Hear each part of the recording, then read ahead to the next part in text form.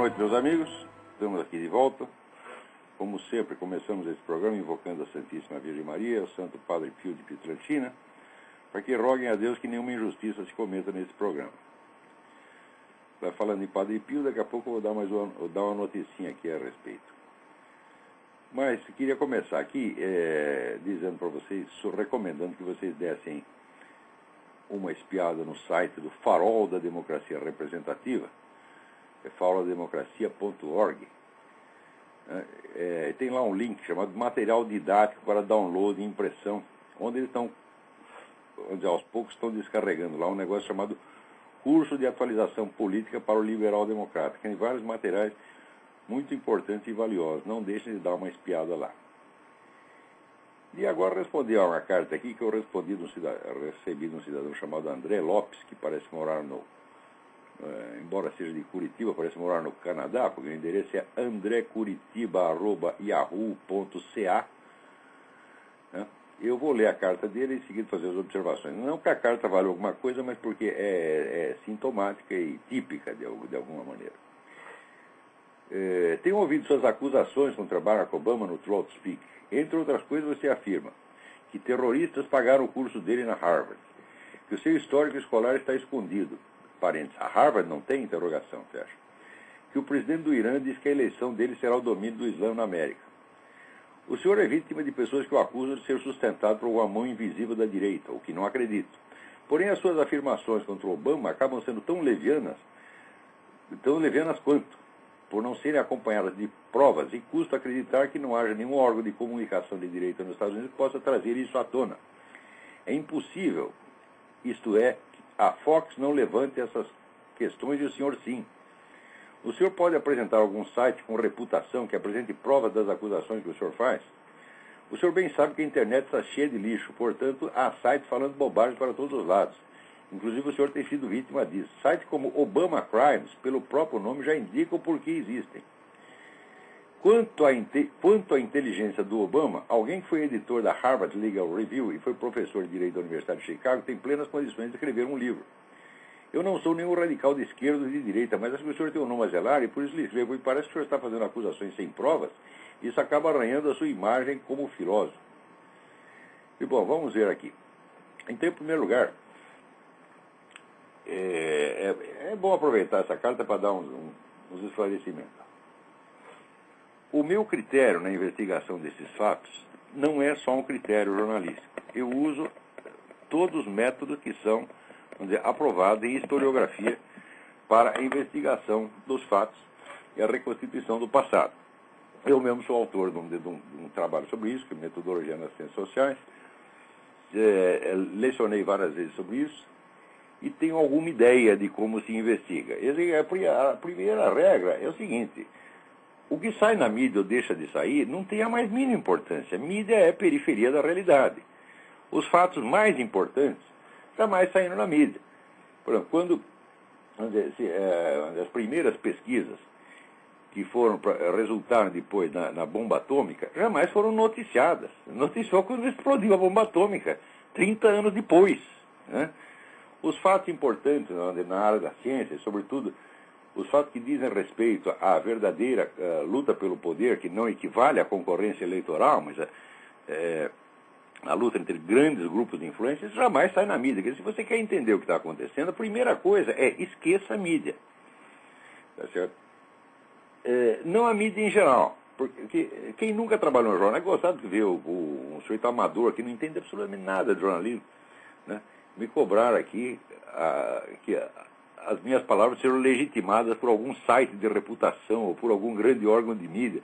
Né? O sujeito nem sabe como se faz um órgão de mídia. Digo, em primeiro lugar, um jornalista profissional está careca de saber que todo jornal ou noticiário de TV, em todo jornal ou noticiário de TV, só a parte ínfima é feita com material local, isso é dentro da própria redação.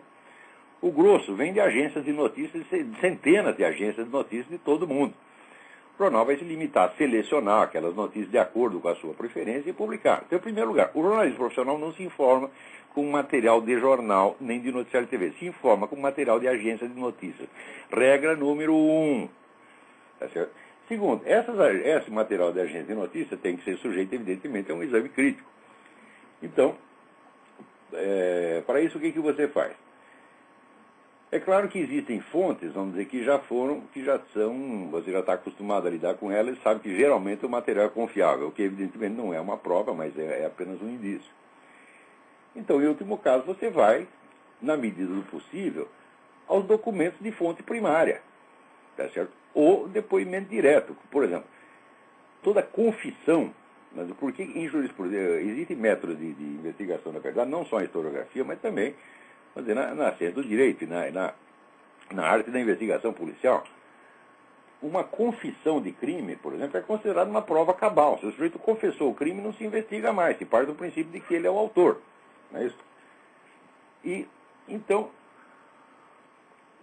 tudo que o sujeito depõe contra ele mesmo, em geral é verdade, a não ser o único sujeito que depõe contra si mesmo, que mente contra si mesmo, é maluco. Então, excluindo a hipótese da demência, né, que deveria ser visível pela própria aparência do sujeito, a confissão de um ato comprometedor ou criminoso, em geral, é verdadeira. Tá certo? Então, por exemplo, no caso, que terroristas pagaram o curso dele na Harvard. Eu não disse terroristas, eu disse organizações pró-terroristas. Isso é importante. É claro que a organização pró-terrorista faz parte do esquema terrorista. Já dizia Lenin, já distinguia o terrorismo, chamava o terrorismo de propaganda armada. Mas a finalidade da propaganda armada é abrir um espaço para a propaganda desarmada que o cumprimenta e tira suas consequências políticas. Então, organizações pró-terroristas frequentemente são mais perigosas e mais poderosas do que organizações terroristas. No caso, essa história de Harvard, talvez o camarada não saiba, mas aqui nos Estados Unidos, para você se inscrever em qualquer grande universidade, você precisa de um sponsor, quer dizer, um patrocinador, um camarada que assina como responsável pelo pagamento das suas anuidades, etc. No caso de Barack Obama, esse sponsor é um sujeito que foi advogado dos Panteras Negras. Portanto, evidentemente, não é um sujeito conservador, nem pró-republicano, né? Este camarada chamou uma entrevista de imprensa e disse o seguinte: olha, eu fui o sponsor, mas quem pagou não fui eu. Quem pagou foi um sujeito chamado Khalid al-Mansur, que aliás, é um americano, que nasceu com um nome americano e adotou esse nome ao entrar para o Islã e que se tornou depois o representante de um príncipe saudita. O príncipe saudita que, vamos dizer, é já um famoso patrocinador de organizações pró-terroristas no mundo inteiro e que, quando fez o 11 de setembro, ele celebrou o 11 de setembro como castigo divino. Olha, eu não tenho nenhum motivo para duvidar do depoimento do homem dos Panteras Negras. Quanto a Khalid al-Mansur, é fácil você procurar. Se você procurar no próprio Google, você vai achar vários textos e várias declarações de Khalid al-Mansur e você vai ver o que ele disse. Então está aí. Um sujeito que posou como sponsor diz: o dinheiro não era meu, era do Khalid al-Mansur. Por que haveria de mentir nisso aí? Para ele atrair agora a antipatia do Obama e dos próprios Panteras Negras, que eram os clientes dele, ele não vai fazer isso. Então, muito provavelmente, essa declaração é verdadeira. Não há por que duvidar. Segundo, que o histórico escolar está escondido. Ora, já houve dezenas de cobranças de que Obama apresentasse o histórico escolar, não apareceu até agora. Agora ele pergunta aqui ingenuamente: a Harvard não tem? E você acha que a Harvard entrega para qualquer um o histórico escolar de terceiros? Mas que estupidez é essa? Tá certo? Outra coisa, que o Obama não entregou a certidão de nascimento, não entregou o histórico escolar, não entregou registros médicos, não entregou nem sequer a lista de contribuintes, é uma coisa que você pode verificar facilmente no próprio site da campanha do Obama. Você vai lá e você vê que tem uma certidão de nascimento lá, que, vamos dizer, essa que é acusada de ser fake, e se você examinar com um pouquinho de cuidado, você vai ver mesmo que não tem carimbo, não tem assinatura, não tem nada. Quem respondeu que a certidão é autêntica e que verificou, etc., etc., foi o site Fact Check, que é apresentado por aí como um site suprapartidário, etc., etc. Suprapartidário coisíssima nenhuma. Basta você imprimir a página do Fact Check e você vê em cima quem é o dono do Fact Check. É a Chicago Annenberg Challenge. A CAC, aquela mesma ONG na qual William Ayers, o terrorista, arrumou emprego para Barack Obama. Em segundo lugar, quer dizer, aí mostra, como diz Philip Berg, que existe um conflito de interesses. Quer dizer, fact-check não está examinando os fatos isentamente, mas está defendendo alguém que é um dos seus membros, porque foi um dos seus dirigentes. O Obama foi dirigente da Annenberg Challenge. É? Agora, se você ampliar as fotos que a fact-check publica para provar que as fotos são autênticas, você verá o seguinte: não tem uma foto onde apareça o papel junto com o carimbo. Aparece o papel numa folha e o carimbo na outra. E a assinatura na terceira. Isso aí está muito, essa história está muito mal contada, evidentemente. Então qualquer pessoa percebe que a intervenção do fact-check, né, não elucidou coisíssima nenhuma. Né? E depois que o presidente do Irã disse que a eleição do Obama será o domínio do Islã na América, não, isso foi amplamente noticiado e você mesmo pode verificar, é gozado que... Veja, eu não sou um repórter, eu não estou fazendo matérias noticiosas, isso é uma coisa importante de entender. Né? E, sobretudo, eu tenho um espaço limitado nas minhas colunas de jornal, e tenho um tempo limitado aqui. Se eu for citar a fonte de tudo, eu gasto metade do meu artigo só com isso, porque as fontes são muitas, esse é o problema. E se a parte noticiosa dos jornais não está informando isso, eu não posso suprir o meu trabalho e o deles ao mesmo tempo. Eu não posso fazer, num artigo de 40 linhas, suprir todas as notícias que estão faltantes na área editorial e ainda comentá-las. Isso é absolutamente impossível. Então o que eu faço? Eu cito de vez em quando e confio no bom senso do leitor que ele, se eu não citei as fontes, ele procurará nas mesmas fontes onde eu leio habitualmente. As minhas fontes habituais são o site WorldNet Daily, o Newsmax.com, o Drudge Report. Matt Drudge foi o sujeito que descobriu o famoso caso da Mônica Lewinsky, né? E as agências noticiosas. Se você não achar aí, é porque, se não tiver aí, eu cito a fonte, então. É fácil verificar essas coisas. Agora, o camarada veio me negar notícias negar fatos notórios, como por exemplo essa declaração do presidente do Irã. Essa declaração, ela não foi censurada em parte alguma, ela apareceu em vários jornais. Apenas não apareceu com o devido destaque. E as pessoas se recusam a ver nisso qualquer indício a respeito do Obama. Dirão assim: o coitado do Obama não tem nada a ver com o que o Ahmadinejad disse. É mais ou menos como o caso da Acorn, né? Que está distribuindo aí milhões de títulos de eleitor falsos, já tem processo movido pelo Partido Republicano. E o pessoal diz: então o Obama não tem culpa de que a Acorn tenha decidido ajudá-lo ilegalmente. Tá certo? Então o Obama nunca tem culpa de nada que se faz em favor dele, né? Essas coisas não é para você decidir de antemão, é para você investigar. Por exemplo, quando ele disse que não tinha nada a ver com a Acorn, que nunca trabalhou na Acorn, ele mentiu, porque isso aí já tem na internet até as fotos dele lá dando lições como instrutor da Acorn, né? Agora, o curioso é dizer, não acredito que não haja nenhum órgão de comunicação de direita nos Estados Unidos que possa trazer isso à tona. E primeiro, que órgão de comunicação de direita? Grande órgão de comunicação de direita não existe nenhum. A Fox News não é de direita, né? A Fox News pertence ao Rupert Murdoch, que tem jornais de esquerda no mundo inteiro. E aqui ele consentiu, no máximo, por causa de uma equipe que já estava lá na Fox News, ele consentiu, no máximo, em fazer um meio a meio. Tipo assim, Sean Hannity e Larry Combs. É meio direita, meio esquerda. Isto, para o padrão atual americano, já é direitismo excessivo, né? E a Fox News,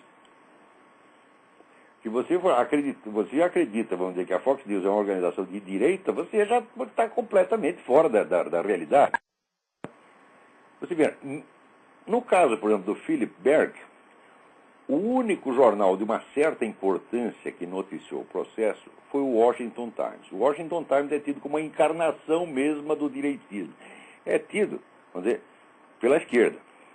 Porque quem é conservador sabe que o Washington Times vai deixar muito a desejar. Ele pode ser um órgão pró-republicano, mas republicano é uma coisa, conservador é outra, completamente diferente.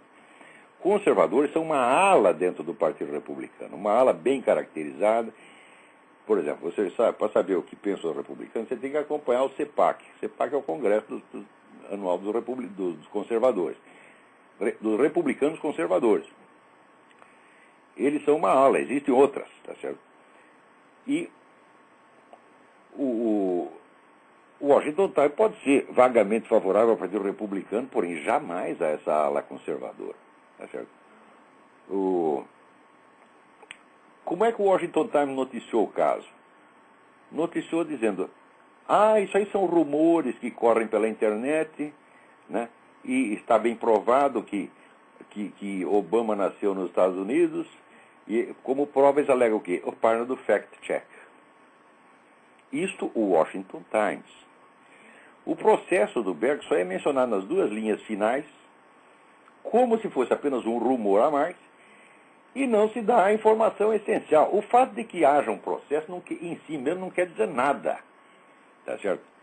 O processo, vamos dizer, aliás, o processo não está acusando Obama de nada. Você vê que é um processo civil e não criminal, e o processo apenas solicita que ele apresente a sua certidão de nascimento original. Só isso. É um processo para ter uma declaração que o juiz intime o Obama a apresentar a sua certidão de nascimento. Ora, se o Obama, vamos dizer, exibiu a sua certidão de nascimento no site da campanha, por que ele não pode mostrar para um juiz também? O que tem de mais? Né? Então, o processo não visa aprovar nada e não precisa provar nada. O processo é apenas para solicitar que apresente o documento. Bom, o que fez Obama? Apresentou o documento? Não. Obama apresentou já 2 petições para ser dispensado de apresentar o documento. Ora, o que é mais fácil, meu filho? Você abrir uma gaveta e pegar uma certidão de nascimento e levar para o juiz? Ou você contratar escritórios de advocacia, que aqui custam caríssimo, para eles redigir uma petição de 15, 20 páginas, explicando que você não tem obrigação de apresentar a certidão, que você tem direito à privacidade. Quer dizer, a resposta tortuosa e esquiva do Obama é isso que chama a atenção, e isso é o fato principal. Quer dizer, qualquer jornalista, para não dizer qual historiador, tem obrigação de entender que este é o centro do acontecimento. Que o processo só se torna verdadeiramente importante por causa disso. Se você acompanhar meus artigos, seu André, você vai ver que eu não mencionei o processo antes de aparecer a resposta do Obama.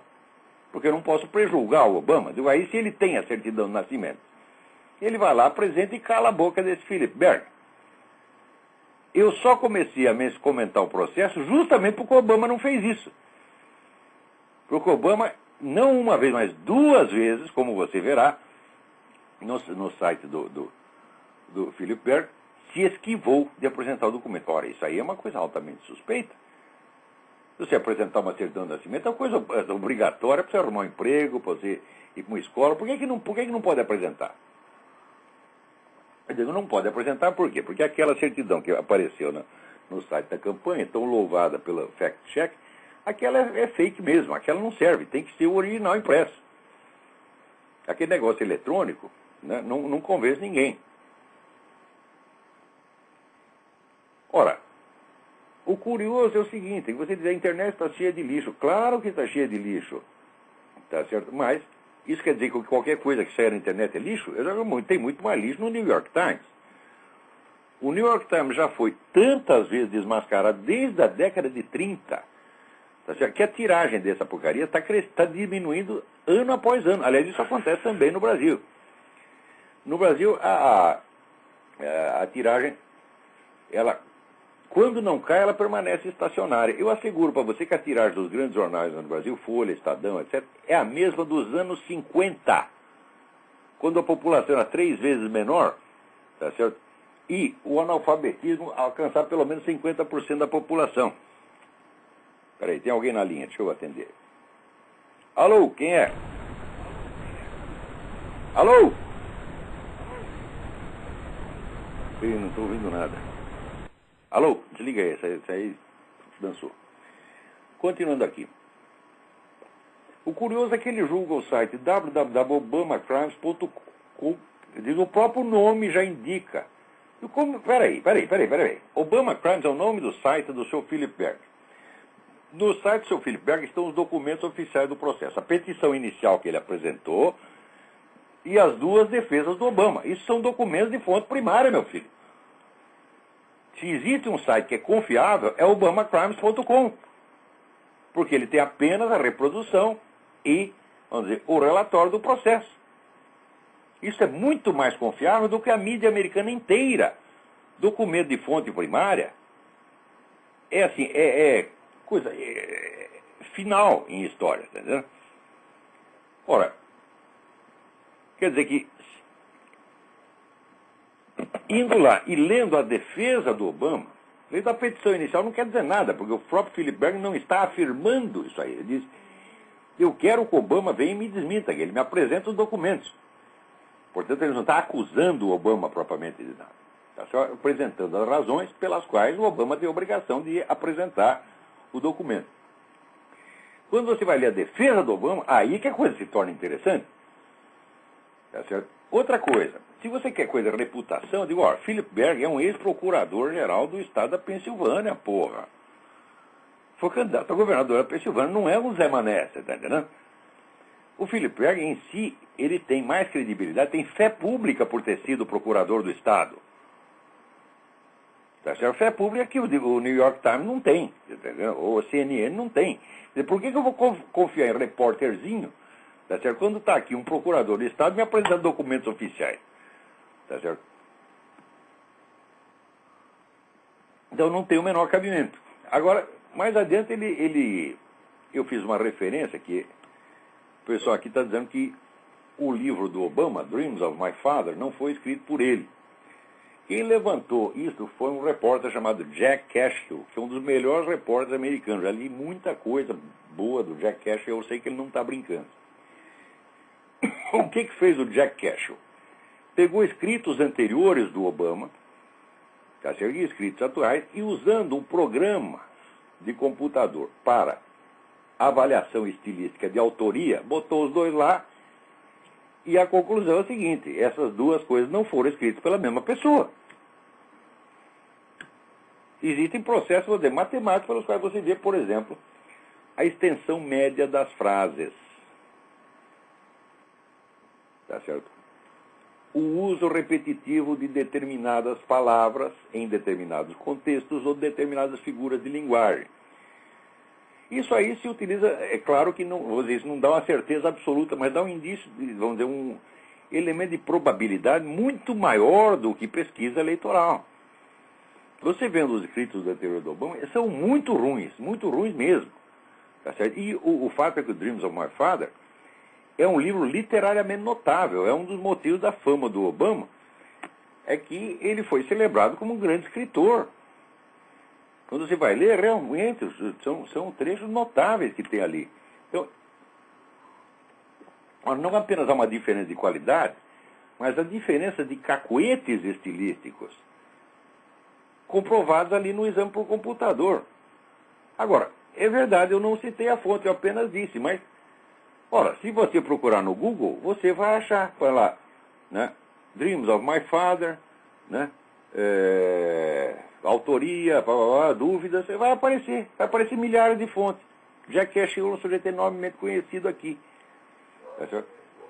Mais ainda, o Jack Cashill, depois que ele falou isso, teve um deputado, esqueci o nome do deputado, que se interessou pelo caso, né,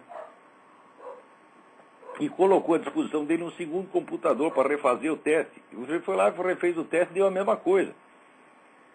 Mais ainda, ele fez o mesmo teste usando o Dreams of My Father e vários escritos de William Ayers, o terrorista.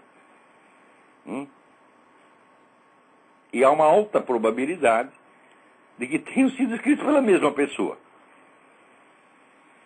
Tá certo? Daí o Jack Cashill ainda colhe exemplo de um outro sujeito também ligado às Panteras Negras, que publicou um livro e que diz lá que que ele mesmo admite que o William Ayers foi o ghostwriter dele. Olha, William Ayers e Barack Obama, Louis Farrakhan, que é o sujeito do Nation of Islam, essa turma do Pantera Negra, todo mundo vive assim, de 1 a 3 quadras do outro num bairro chamado Hyde Park, em Chicago. Ó, é tudo vizinho, trabalharam juntos anos a fio. Um já é reconhecido como sendo ghostwriter, ele é um excelente escritor, William Wayne, pode ser um criminoso, mas é um escritor hábil, e o outro, de repente, que é o sujeito que escrevia a redaçãozinha de ginásio, aparece como autor de uma obra-prima da literatura. Mas que brincadeira é essa, porra? Né? Então, essas matérias do Jack Cashill foram todas publicadas no WorldNet Daily. Tá certo?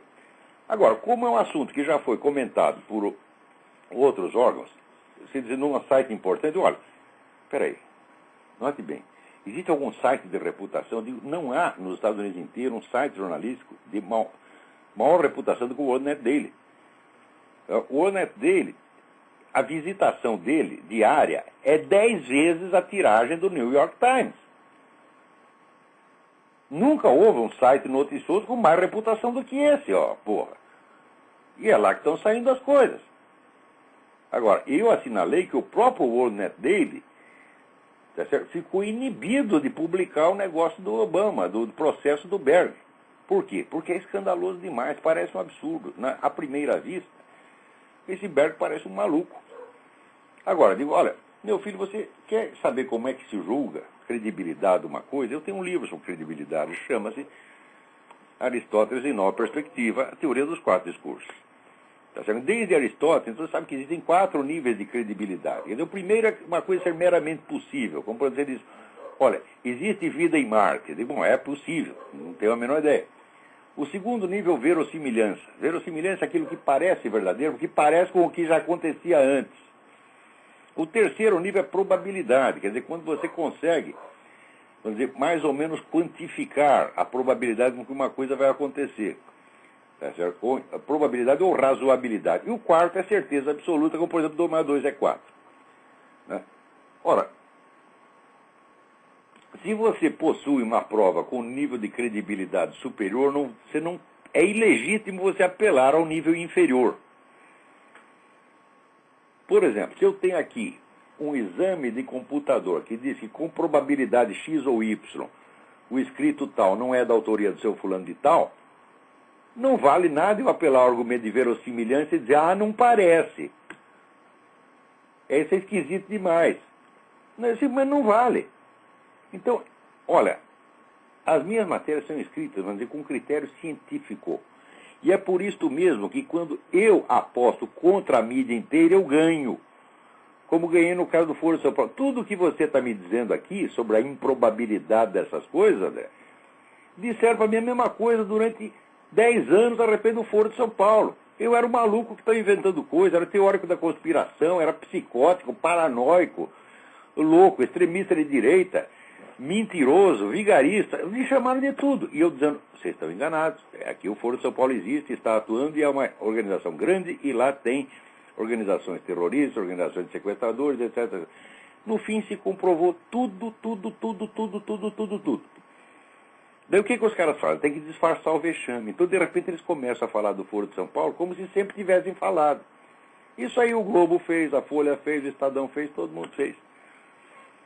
No caso do Philip Berg, eu lhe digo, o processo movido por Philip Berg é a única coisa real que está acontecendo na política eleitoral americana. O resto é quase tudo, é só impressão, é jogo de cena, é bobagem, incluindo as pesquisas de eleitor, de intenção de voto. Tá certo? Para avaliar a situação mesmo, digo, olha, você tem que ver em primeiro lugar quais são os fatores que dependem de uma decisão humana, de uma preferência humana, de uma subjetividade, e quais são os fatores que têm uma mecanicidade intrínseca. Então, processo tem uma mecanicidade intrínseca, meu filho. Processo você não consegue parar, você está entendendo? A hora que você quer. Depois que você começou o processo, ele tem que seguir um certo trâmite. E está exclusivamente na mão do juiz. Se o juiz decidir que o Obama está dispensado de apresentar a sua prova, tá certo? O Philip Berg recorre, né, ao terceiro circuito e depois recorre à Suprema Corte. Tá certo? Com a diferença de que isso então será decidido depois da eleição. E é claro que isso é um perigo. Até o momento, tá certo? veja bem, quem tem que provar nacionalidade é Obama. Não é, eu não tem obrigação, o Berg não tem obrigação nenhuma de provar que ele nasceu, sabe, no Quênia, no Zâmbia, na Serra Leoa ou no Polo Norte, tá entendendo? Não tem obrigação de provar nada, ele está apenas exigindo um documento, tá certo? Note bem, a Comissão Nacional Democrática tem obrigação de ter exigido este documento de Obama. Não exigiu, tá certo? Outra coisa, a Comissão Nacional Democrática assinou junto com o Obama a petição para ele ser dispensado de apresentar a certidão de nascimento. Quer dizer, quem está escondendo o documento não é só Obama, é a Comissão Nacional Democrática. Isso está onde? Está na própria defesa do Obama. Você leia, porra. Né? Então, é o seguinte, a minha investigação desses fatos segue um critério científico e onde eu apostar contra a mídia, mesmo que seja a mídia americana inteira, eu digo aposto e ganho, porque eu sou um cientista, eu não estou aí para brincadeira. Quando eu não sei uma coisa, eu digo não sei. E quando sei, eu digo sei. E quando é apenas acho, eu digo apenas acho. Tá certo? Não estou aqui para receber lições de pessoas que acreditam, assim, na mídia, que toma a opinião média da mídia como se fosse o juiz da verdade. Quer dizer, aquilo que está acontecendo tem que aparecer na mídia. Se não apareceu, não aconteceu. Ora, isso aí é para quem nunca esteve dentro de uma redação. Eu estive 40 anos dentro de redações. Eu tenho 44 anos de jornalismo nas costas, além de vários estudos de metodologia científica que me dão os meios de distinguir aí o que é verdadeiro, o que é falso e o que é incognoscível, o que não dá para saber. Tá certo? Alô, tem alguém na linha aí, vamos lá. Alô? Olavo? Alô, Sim. Olavo? Sim. Oi, aqui é o Davi de Belo Horizonte, tudo bem? Tudo bem? É o seguinte, eu tenho uma pergunta aqui, que é uma pergunta que pode ser um pouco cabeluda, mas vamos lá, eu até redigi ela, ok? Bom, é o seguinte, veja esse negócio, a eleição nos Estados Unidos, eles estão prestes a eleger um traidor. Eu vejo o que se transformou a mídia de massa e, por conseguinte, a opinião pública, a apostasia em massa e a nova ordem mundial que promete criminalizar o cristianismo. O Ocidente parece estar em decadência e nós estamos diante de uma crise. Bom, o Ocidente eu considero que os grandes pilares dele são a filosofia grega, cristianismo, direito romano. Houve ciclos culturais na história da humanidade, normalmente relacionados a religiões. Porém, eu não vejo o advento do Deus encarnado como apenas mais um ciclo cultural. Então, a minha pergunta basicamente é o seguinte: se não é o cristianismo que está em crise, o que está em crise? Essa é uma boa pergunta. Olha, item 1, o cristianismo não está em crise de maneira alguma. O cristianismo é a religião que mais cresce no mundo, inclusive dentro dos países islâmicos. Existe um anuário aqui que se chama World Christian Trends, né, que avalia exatamente o crescimento de cada religião no mundo, quantos fiéis entraram, quantos saíram, etc, etc. E você vai ver que a história de que o Islã é a religião que mais cresce no mundo é fake. Isso é só propaganda, não tem um estudo estatístico que comprova isso aí. Mas o World Christian Trends mostra que o cristianismo está crescendo pra caramba, no mundo inteiro, de uma maneira avassaladora, tá certo? Isso nunca sai na mídia. Por quê? Porque mídia é periferia da realidade, meu filho. Só quem não sabe como se faz no jornal é que acredita nesse negócio, porra. Meu filho, num jornal você não tem tempo de examinar nada. Um sujeito que está lá, um copy desk que está lá sentado, passa 30 folhas pela mão dele para ele corrigir aquilo todo dia. Ele nem presta atenção no conteúdo, tá entendendo? Quer dizer, não, e num jornal, você não tem jornal, notícia TV, você não tem tempo de examinar as coisas com seriedade. Então, isso tudo é curioso. Nos anos 50 e 60, quando eu formei a minha mentalidade, todas as pessoas letradas sabiam que mídia não é uma fonte confiável, que um profissional, um sociólogo, um historiador, um cientista político, vai em fontes primárias. Todo mundo sabia disso. Agora, hoje em dia, eu vejo pessoas que estudaram na universidade, todo mundo acreditando em mídia, dizendo, se não saiu no Globo, se não saiu no New York Times, é porque não aconteceu. Está ficando todo idiota, meu Deus do céu. Então, o cristianismo não está caindo de maneira alguma. Vamos dizer, o que está acontecendo é o seguinte. nos últimos 200 anos se tentou criar aqui no Ocidente uma civilização modernista leiga. Esta está caindo. E ela vai ter o cristianismo. Intelectuais, né? Então só vem o Islã no lugar, meu filho. Uhum. Porque você vê, na Rússia, nos países do leste europeu, né, depois do comunismo, são os países que têm a taxa de natalidade mais baixa. Quer dizer, o comunismo levou os camaradas a uma depressão, no qual eles não querem viver, não querem ter filho, etc, etc. Cria um vazio espiritual. Ora, os teóricos da Revolução Islâmica já escreveram, já tem, como é que se diz, agora não vou conseguir lembrar o nome do sujeito, tá certo? Mas vários deles dizem isso. O Islã é o que vai dar, vamos dizer, um conteúdo espiritual para a Revolução Mundial, porque a Revolução Mundial em si é vazia. Uhum. Então, o que vai acontecer? O Islã vai tomar conta dessa área comunista, tá certo? E vai tomar conta do Ocidente liberal, porque civilização leiga é quadrado redondo, meu filho. Nunca existiu, nem vai existir. Civilização é religião. Onde você não tem religião, não tem civilização. Você tem vamos dizer, o que acontece é que 2000 anos de história do cristianismo possibilitam que, no fim, nas etapas finais, haja um simulacro de civilização se apoiando em resíduos de valores cristãos consolidados. Mas isso dura pouco. Logo cria um vazio e vem o Islã e toma tudo. E esse pessoal liberal modernista não tem fibra para reagir ao Islã. Por quê? Porque eles são mentalidades incertas, mentalidades puramente negativas, tá entendendo? Não tem valores positivos nos quais se afirmar. Então o Islã tem, o Islã não é revolucionário, o Islã é um princípio de ordem. É um princípio de ordem que você pode achar detestável, porque é totalitário, é isso, é tudo, bom, mas é uma ordem.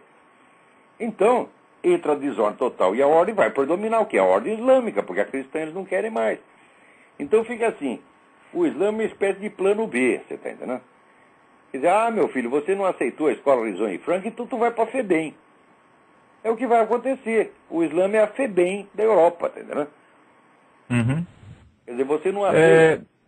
Por exemplo, você não aceita confessar seus pecados de vez em quando, né? Pedir para Jesus Cristo te perdoar, limpar seus pecados. Então vem aí o Ayatollah, né? Vai vestir sua mulher de burca, né? E vai fazer você ajoelhar 5 vezes na direção da Meca. E assim por diante, pô. Não pode comer isso, não pode comer aquilo, né?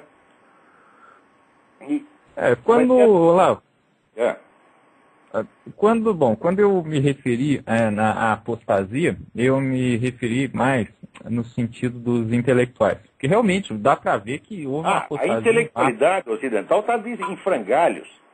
Mas ela só fez, os últimos 200 anos, só fez se vender, porra. E a filosofia grega também foi lá para baixo. Mas que filosofia grega? O pessoal não entende nada disso. Você me mostra um professor universitário nesse país aí, que seja capaz de ler um texto de Aristóteles e de tirar uma conclusão razoável. Quando eu publiquei meu livro sobre Aristóteles, que foi em 97, fazia 30 anos que não saía um livro sobre Aristóteles no Brasil. 30 anos, com esse monte de universidade que tem, pago com dinheiro público. Você sabe o que é 30 anos, vamos dizer, racionamento aristotélico durante 30 anos? Isso não existe em parte alguma do mundo. Então aconteceu aí. Tá certo? Olavo. Quando a gente fala de decadência, no Brasil a gente tem uma medida diferente das coisas, tá entendendo? Quando fala de decadência, quer dizer, nos grandes centros, nas grandes universidades, isso aí já acabou. Mas tem escolas menores que continuam. Né? Aqui você tem escola que molecada de 5 anos já lê em latim. E grego. Tá certo? Quer dizer, é uma nova geração que está sendo formada e que vai subir ao primeiro plano da história daqui 20, 30 anos. Enquanto, vamos dizer, o establishment esquerdista só está produzindo analfabetos. Né? Não só aqui. Te recomendo um livro. Laurent Laforgue. Laforgue, por incrível que pareça, é Laforgue com 2 F. La débâcle de l'école. Une tragédie incomprise. A debacle da escola, uma tragédia incompreendida. Laurent Laforgue. Isso para você, a escola francesa acabou, destruíram tudo, só está analfabeto, né? Lá pronto para ser militante obamista, né? Então a escola hoje só serve para isso. Então é claro que esse pessoal não tem capacidade de administrar uma civilização, só pode fazer obra destrutiva. A capacidade de destruição não é exatamente um poder. Poder é você querer fazer uma coisa, dizer o que vai fazer, conseguir fazer exatamente aquilo e ter bom resultado. Não é isso? Agora, o sujeito fazer uma desgraceira, destruir tudo e depois se ferrar junto, não é propriamente poder. É apenas uma força demoníaca de autodestruição. Como Hitler dizia que ia ter um Reich que ia durar 1000 anos, durou 12. Tá certo? E acabou do jeito que acabou. E o nego chega lá, no fim, ele mete uma bala na cabeça. Aqui Obama é a mesma coisa, bicho. Obama vai destruir o país e depois se destrói junto. Isso não é realmente o poder. A gente tem uma concepção muito grosseira do que seja o poder. O poder tinha Moisés. Moisés, 5.000 anos atrás, deu umas ordens para os caras. Só vocês faz assim, assim, assim. Até hoje está obedecendo igualzinho. Isso é poder, meu filho. Poder é atravessar o tempo. Sobreviver ao tempo e vencer o tempo. Isso é poder. Agora, você destruir tudo e se ferrar junto, lá é poder, pô? Bom, Olavo, bom, finalmente aqui, a diferença, talvez, entre nós termos entrado num ciclo cultural islâmico e continuarmos num ciclo cultural cristão, talvez seja a sobrevivência desses núcleos de cultura, né? Ou seja, se a nova ordem mundial não matar essas crianças, né, então talvez não entremos propriamente num ciclo cultural islâmico. O que está acontecendo é o seguinte, é que ao cristianismo estão sendo negados os meios de representação pública. Inclusive aí no Brasil. Aí no Brasil tem vários projetos tramitando no Congresso que praticamente vão reduzir as religiões à vida privada. Você não vai poder ter culto público, você não vai poder... Isso está acontecendo já aí no Brasil. Em outros países já aconteceu, no Canadá já aconteceu. No Canadá, se você ler certos versículos da Bíblia, você vai para a cana. Então, o sujeito acaba tendo a mesma posição que o cristão tem no Irã. No Irã você pode ser cristão dentro da sua casa. Se você sair e ler a Bíblia em público, você vai para a cana. Eles estão montando já essa situação. Vamos dizer que já prepara a tomada do poder pelo Islã, tá entendendo? Então, o que está acontecendo não é uma retração do cristianismo. As pessoas não estão fugindo do cristianismo. Não há uma fuga do cristianismo. Ao contrário, está havendo um crescimento extraordinário. Mas as pessoas, é só povão, você está entendendo? Nas altas esferas você não pode penetrar. Você não entra, você não pode ter voz ativa na universidade, no parlamento. Ou seja, estão expulsando a religião cristã da vida pública. Ao mesmo tempo onde o cristianismo está se expandindo numericamente. Isso aí só pode terminar mal. Terminar mal como? Numa matança. Porque se você destrói culturalmente uma comunidade, você destrói os meios de participação na vida pública, na comunidade, e você a marginaliza completamente, mas ela continua existindo e sendo numericamente significativa, o que você vai fazer em seguida? Você vai ter que matar os caras, porra.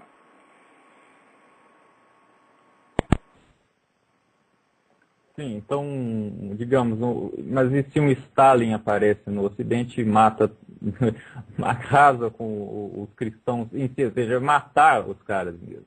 E aí o que acontece? Matar cristão nunca adiantou nada. Bom, realmente. Mais mata, mais aparece. Isso aí. Olha aqui. Veja aqui. Leis que tramitam em Brasília. Será proibido fazer cultos de evangelismo na rua, pela reforma constitucional. Cultos somente com portas fechadas. As igrejas serão obrigadas a pagar impostos sobre dízimos, ofertas e contribuições.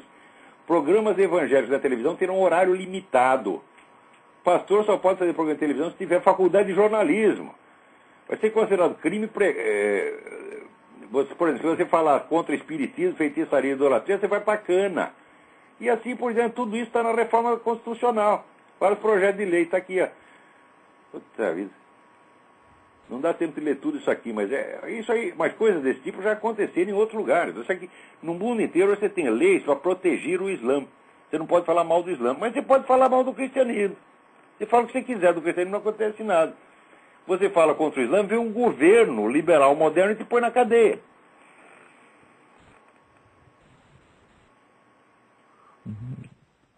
Bom, eu acho que é isso então. Fila aí esperando para falar. Ok, muito obrigado, Olavo. Obrigado eu. Alô? Alô, quem é?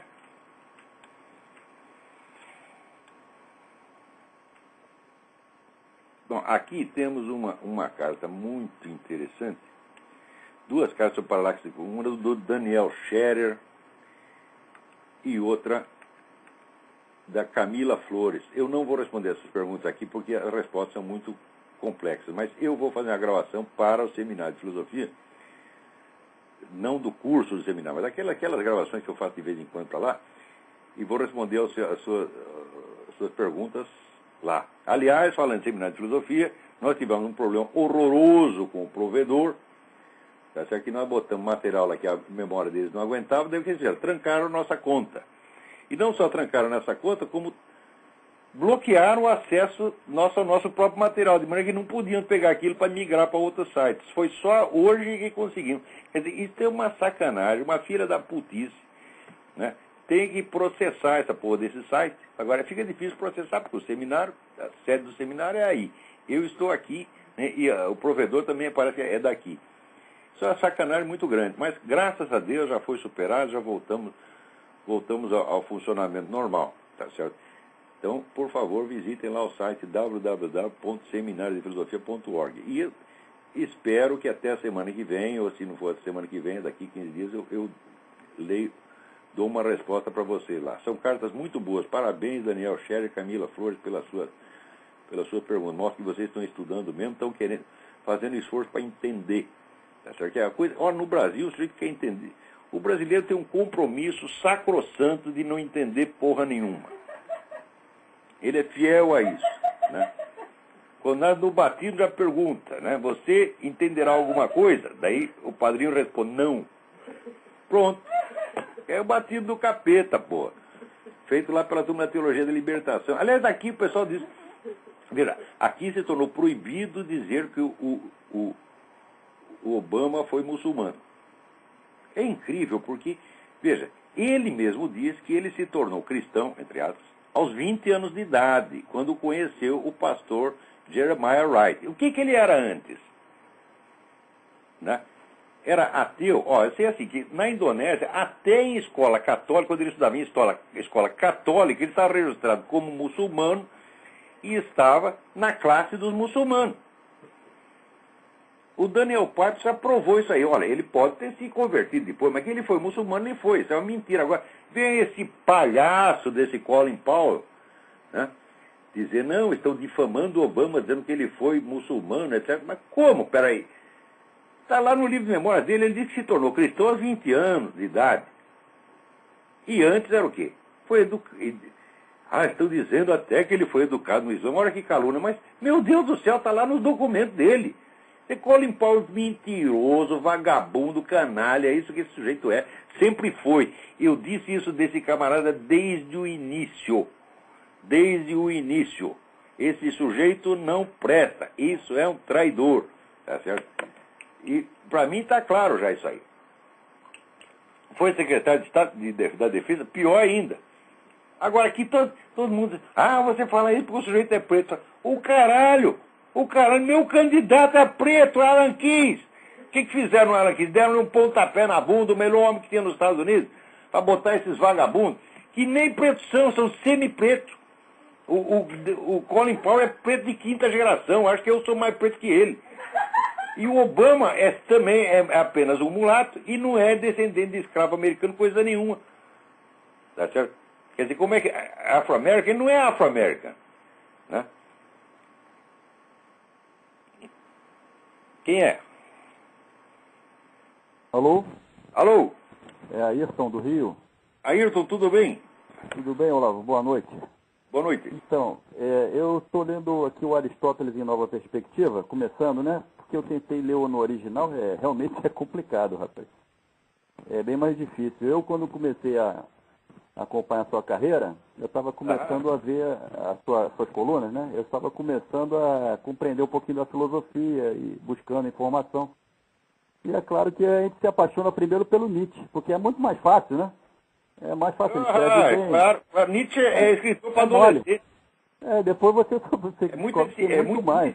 É para adolescente, exatamente. E outra coisa também, os filósofos, esse rapaz que ligou aí contestando aí as suas opiniões sobre o Obama, que eu concordo com você plenamente, é porque os filósofos estão sempre muito à frente do tempo. Porque uma pessoa como o senhor que vive para estudar, para pesquisar, você está muito à frente de quem está vendo só a superfície ou acompanhando a mídia, né? Essa mídia. Tem um amigo meu que dizia, o problema de você nascer, né, 50 anos à frente é que você tem que esperar 50 anos. Esse é o problema. Eu desde que acompanho você não errou uma, rapaz. Tu acerta tudo. Impressionante. Então, pelo menos que ele lhe deu o benefício da dúvida. Pra ele não queria eu ter errado. Eu ter errado todas essas análises. Infelizmente, todas verdadeiras. É verdade. Mas não é mesmo, o Kant só conseguiu lançar o primeiro livro, tem algum reconhecimento, ele curtiu mais ou menos 1 ano e morreu. De sucesso e morreu, né? O maluco, porra. É um coitado, ele conseguia escrever durante meia hora por dia, porque tem aquelas dores de cabeça, sífilis terciária. Escrevia meia hora por dia, que ele escrevia aforismos, né? De repente acordava lá, saía do delírio, tive uma ideia, daí ia correndo, escrevia um negócio e depois voltava para a escuridão, você está entendendo? Então aquilo não faz coisa, às vezes tem até ideias brilhantes no meio, mas são ideias soltas. Né? O Eugen Fink, que foi secretário de Edmund Husserl, um homem de altíssima competência, né, falou, não, eu vou ler todo o livro do Nietzsche e vou reduzir aquilo a um sistema, eu quero saber qual é a coerência do sistema do Nietzsche, né, qual é a unidade. Né? Sabe o que aconteceu? Ele achou 4 sistemas diferentes. Tá entendendo? E o Nietzsche jamais chegou a conclusão sobre isso. Um amigo meu tinha me falado. Eles leem bastante confuso e eles dizem que isso é fecundo. É fecundo, um monte de ideia errada. Né? Eu concordo com o senhor. A humanidade atingiu um grau de evolução tal, por causa da religião. Né? Que deu o norte moral, ético, espiritual, esse vazio interior. As pessoas ficam procurando o sentido da vida quando ela está na própria religião há milênios, né? E aí vem o Nietzsche e de uma hora para outra tira e subtrai. O cara pira. A Igreja Católica ela teve uma luta de milênios para acabar com a escravidão. A escravidão romana era um negócio horroroso, porque o escravo não tinha sequer direito de ter família. Na hora de procriar, juntava um bando de homem, um bando de mulher, uma suruba assim de 500 pessoas de um lado, 500 do outro. Era um Maracanã. Tá entendendo? E daí todo mundo comia todo mundo, né? Aquele negócio que nem do português, me passaram a mão na bunda, não comi ninguém, aquele negócio horroroso. E daí ninguém sabia quem era o filho, portanto não tinha família, não tinha herança, não tinha nada. Era tratado que nem bicho. A igreja, depois de muitos séculos de luta, conseguiu assegurar que eles tivessem o direito de casar, ter filho e ter sua propriedadezinha. Uma coisa maravilhosa. Mas ainda não estava bom, ainda continuou lutando. Foi o cristianismo que extinguiu a escravidão no mundo. No Islã tem escravidão até hoje. É legítimo no Islã a escravidão. Agora os caras ficam inventando aí que foi Stalin que libertou os escravos, foi Fidel Castro. Na União Soviética só tinha trabalho escravo, era só trabalho escravo. Se você não tem o direito de escolher seu emprego e o lugar onde você trabalha, é trabalho escravo, porra. Na China é trabalho escravo. Na China hoje em dia é trabalho escravo, porra. Claro, a China é 100% trabalho escravo. Não tem direito a fazer greve, não tem outro jornal, não tem como contestar, não tem nada. Quer dizer, querem jogar a religião pela janela, olha, tem uma religião que é doce, macia, etc, etc. Tem outra que é durona, é porrada na cabeça, que é o Islã. Você imagina, olha, o Jorge Soros dizia o seguinte, olha, esse negócio de você achar que você é Deus é uma doença, mas eu já estou me acostumando com a ideia. Então, se o Jorge Soros pode pensar isso, você durante 2 minutos, imagina... O Lula também. O Lula também. O Obama aqui, chamou ele de Messias. Tem uma outra admiradora dele que chamou ele de meu Jesus. Agora, ele, muito modestamente, ele disse a seguinte frase: contrariamente ao que diz a opinião popular, eu não nasci numa manjedoura. Já pensou se ele não dissesse? Né? Agora, se o Obama pode brincar, eu também posso. Eu vou imaginar que eu sou Deus. Então tem lá uma religião, o cristianismo. Né? Eu mandei meu próprio filho para sacrificar para os caras. Bom, agora, a segunda que está prevista na Bíblia, preste bem atenção. Né? Ninguém pode negar totalmente as origens divinas do Islã, porque ela está anunciada na história de Abraão. Quando Agar vai para o deserto, e o menino está chorando porque não tem água, né? Daí Deus anuncia, não fique perturbado que vai nascer dele uma grande nação. Nação não quer dizer nação no sentido moderno, jurídico, quer dizer nação, quer dizer um povo em torno de uma religião. Então o Islã está previsto na Bíblia, claro que está. Agora, o Islã é o plano B. E também avisa o seguinte, que o Islã seria como um jumento selvagem. tá certo? Então, ó, você não quer aqui a religião do cordeiro, manso, pacífico, tem a religião do jumento selvagem que vai te dar coice na bunda. É na marra. Na marra, e você vai ver o que é bom para tosse. É o que a escolha que a humanidade imbecil está fazendo. Olavo, você tem toda a razão. Eu vou desligar agora, que eu estou fazendo interurbano, e eu ainda não trabalho, não estou mamando nenhuma teta do governo, como esses petistas safados. Então tem que desligar aqui para economizar. Trabalhar, você vê que coisa horrorosa. Pois é, nós capitalistas a gente tem que trabalhar, bicho. É que nem Obama jamais trabalhou. Obama jamais teve um emprego, rapaz. É verdade. Vai ter que arrumar a ONG do Obama. O Lula ainda trabalhou de operar 2 anos. O Obama nem isso. Ele já foi direto para a ONG, para cavar dinheiro, cavar verba pública. É um negócio incrível. Posso deixar uma pergunta no ar aí? Deixa. O que você achou da visita do Champagne ao babaca do Hugo Chávez? Por que você não vai falar com a oposição, com o líder estudantil que está perseguido pela ditadura chavista, né? Você não pode ver um ditador que ele fica de pau duro, rapaz. É um negócio impressionante. Esse menino não tem jeito. Mas olha a cara dele. Você já viu bem a cara do Champagne? Pô. Deve ser esquisito, hein, rapaz? Eu acho que é bom, tem algum problema aí, hereditário, sei lá o quê. Tá bom, agora, rapaz. Fica com Deus aí. Vou acompanhar o programa aqui. Obrigadão. Aqui, antes de eu atender, a Priscila Hoffman pergunta se eu conheço o livro Verdade Absoluta, Libertando o Cristianismo e seu Cativeiro Cultural, de Nancy Pearcey. Conheço o livro, acho admirável, leitura obrigatória. Agora diz, só fiquei com dúvida quando diz que a nova era vem do neoplatonismo de Plotino. Isso de fato é um detalhe errado, mas isso não é importante no livro, né? As origens históricas do negócio não é o campo da Nancy Pearcey. Leiam esse livro, se puder. Verdade Absoluta, Libertando o Cristianismo e seu Cativeiro Cultural. Nancy Pearcey, Pearcey. Alô, quem é? Alô, nós temos 1 minuto aí. Olá, boa noite. Boa noite, tudo bem? Boa noite, é o Ricardo. É o Ricardo, Colômbia, Carolina do Sul. Tudo bem? Eu ouvi você... Tudo bem. Sou seu fã. Eu ouvi você falando a respeito do Colin Powell. Mas você não sabe, eu estava assistindo semana passada na própria Fox, a declaração do John McCain, quando alguém num evento de campanha dele falando que estava com medo do Obama, scared, ele falou, não, eu me lembrei de você. Eu falei, não, mas ele é um homem decente, não sei o quê. Não parece que o cara passou 10 anos no Vietnã. Provada, é apoiado por todos os inimigos dos Estados Unidos, e você desconfiar dele é racismo. O cara passou 10 anos no Vietnã combatendo comunista e foi prisioneiro de guerra, na hora que ele tem oportunidade, que fala... Mas agora tá velho e broxa, pô. Agora não adianta mais. Mas assim não dá, assim não tem jeito, né? Não, e o John McCain nunca foi um conservador. O John McCain é o que eles chamam liberal republican. Ele parece muito mal, um democrata do que outra coisa. Mas quando escolheram o John McCain, em vez de escolher os outros, já decidiram que era para levar porrada. O John McCain está querendo entrar nessa luta com as 2 mãos amarradas, tá certo? E ainda dando vantagem para o adversário. Eu ouvi isso, eu fiquei, meu Deus do céu, assim não tem jeito. De qualquer maneira, muito obrigado, parabéns. No Diário do Comércio, que chama o Candidato do Medo, você vai estar tudo explicado lá por que essa merda está acontecendo. Agora, para não dizer que está tudo mal, vejam vocês.